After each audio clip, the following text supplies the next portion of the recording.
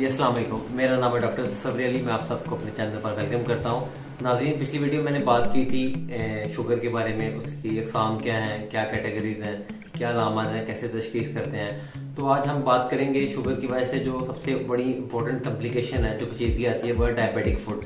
Diabetic foot में होता क्या है? आपको पता है कि शुगर में आपके बहुत से अज़ा मुतासर होते हैं, जिनमें से एक हिस्सा आपका पाँव है।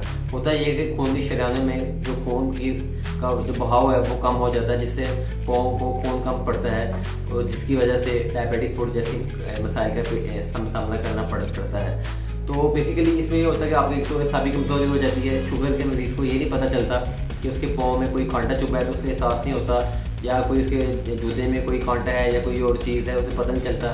पाँव में छोटे छोटे जख्म हो जाते हैं। और एक बहुत सी कॉमन सी चीज़ है, जैसे आप शुगर के जो मरीज़ होते हैं, ये सर्दियों में हीटर का इस्तेमाल करते हैं, तो ये पता नहीं चलता कि इनके पाँव चल रहे होते हैं, इनका गोश्त चल रहा होता है, लेकिन इनमें साबिक कमजोरी की वजह से इन्हें इस चीज़ का इल्म नहीं होता।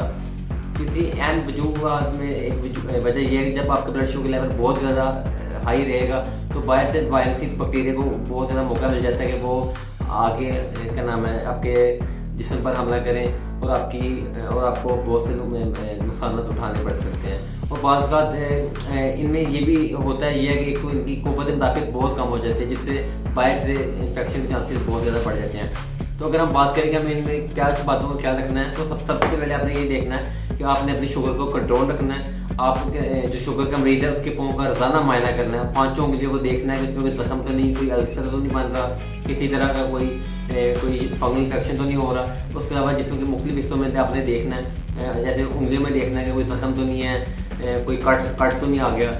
उसके अलावा ऐसे मरीज़ों में करना ये है कि इन्हें रोज़ाना ये काम ये करना है कि एक टब ले लें, उसमें पानी नीम गर्म पानी डालें और उसमें फिर पाँव को डिप करके 20 मिनट रखें। अच्छी तरह पाँव को वॉश करें और उसके बाद उसे साफ़ करके किसी पेट्रोलियम जेली लगा सकते हैं या ऑलिव ऑयल लगा सकते हैं, जिससे अपने पाँव को साफ़ किया जा सकता है। उसके अलावा डिपेंड करता है कि पेशेंट की सीवियरिटी क्या है। अगर शुगर लेवल कंट्रोल नहीं हो रहा, तो सबसे पहले हमें शुगर को कंट्रोल करना पड़ेगा। उसके अलावा हम ऐसे मरीज़ों का एक एक्सरे करवा के देख लेते हैं कि आया कोई हड्डी वगैरह इन्वॉल्व तो नहीं होगी, क्योंकि बात करता अगर ऐसा हो जाए तो फिर हमें उस उंगली को या ये आपका क्या नाम है सर्जन डिसाइड करता है कि खुदा न खास्ता अपने पूरे शुगर के मरीज़ के पूरे पाँव को काटना तो नहीं पड़ जाएगा। तो इन सब चीज़ों का एहतियात करनी पड़ेगी। इसके अलावा अगर इन्फेक्शन तो हम एंटीबायोटिक कवरेज देंगे ताकि इन्फेक्शन को कंट्रोल किया जा सके। तो नाज़रीन, ये चंद बातें थी जो डायबिटिक फुट वाले मरीज़ को बहुत ज़रूरी है कि वो इस बात को समझे, उसके घर वाले समझें। और अगर ऐसा मरीज़ अपना मुआयना खुद नहीं कर सकता, तो ये घर वालों की जिम्मेदारी है कि कोई घर का एक शख्स ऐसे मरीज़ का रोज़ पाँव का मुआयना लाजमी करे। अपनी फैमिली का ख्याल रखिएगा। तब तक के लिए अल्लाह हाफ़िज़।